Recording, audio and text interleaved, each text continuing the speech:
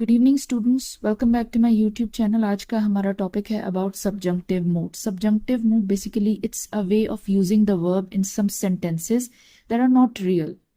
कुछ ऐसे सेंटेंसेस होते हैं जिनमें विशेस की बात की जाती है, सजेशंस दिए जाते हैं, कुछ डाउट्स रखे जाते हैं, कुछ इमेजिनरी सिचुएशंस बयान की जाती है। उन सारे सेंटेंसेस में आपने वर्ब्स को एक स्पेसिफिक तरीके से यूज करना होता है, उसे हम सबजंक्टिव मूड कहते हैं। एग्जाम्पल लेते हैं, आपको अच्छे तरीके से समझ में आएगा। First we have wishes. एक सेंटेंस है I wish I were rich. ये वर्ड जो है ये सबजंक्टिव मूड है। जनरल सेंटेंस अगर हो तो इसमें वॉज आता है। आई के साथ हमेशा वॉज आता है क्योंकि सिंगुलर है, तो सिंगुलर के साथ वॉज आता है। लेकिन विश का जिक्र हो गया, ये सबजंक्टिव मूड हो गया, तो I wish I were rich, it's a rule. Second we have suggestions और डिमांड्स और इम्पोर्टेंस। अगर कोई सेंटेंस है उसमें हम लिख रहे हैं I suggest that he go early. Normally ये सेंटेंस लिखा जाता है ही शुड गो अर्ली, उसे जल्दी जाना चाहिए, ये मेरा सजेशन है। लेकिन यहाँ पे इस तरह से लिख दिया आई suggest that he go early. तो इसका ये रूल होता है कि जब आपने दैट लिखा है, दैट के बाद आपने फर्स्ट वर्ब यूज करना होता है। फर्स्ट वर्ब यूज करना होता है। जिस सेंटेंस में इस तरह से सजेशन दिया जा रहा है उसमें फर्स्ट वर्ब आता है, base verb go, not goes और समथिंग और वेंट और anything.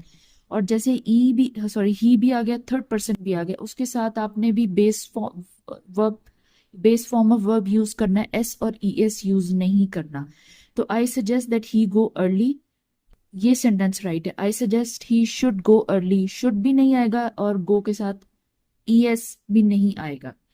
Second sentence he I they insisted that he study harder. ये सेंटेंस अगर नॉर्मल तरीके से लिखे ही स्टडीज आना चाहिए, ही स्टडीज हार्डर।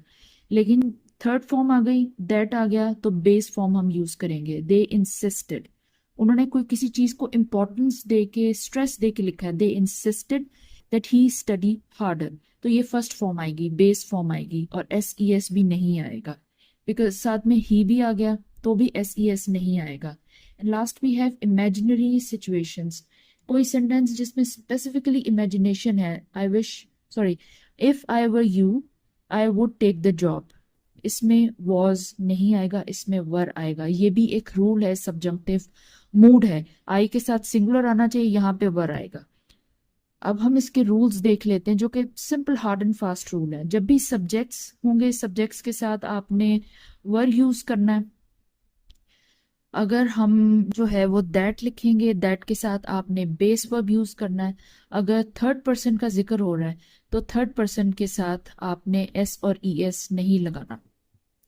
विशेस होती हैं, विशेस में आपने वॉज यूज नहीं करना, वर यूज करना है। सजेशंस और डिमांड्स वगैरह उसमें आपने बेस वर्ब यूज करनी है। सिंपल जो फर्स्ट फॉर्म ऑफ वर्ब होती है वो यूज करनी, आपने S और ES यूज नहीं करना। सेकंड फॉर्म में नहीं लेके जाना। एडवाइस है तभी आपने वॉज यूज नहीं करना, आपने वर यूज करना है। और थर्ड पर्सन है तब भी आपने S और ES नहीं लगाना।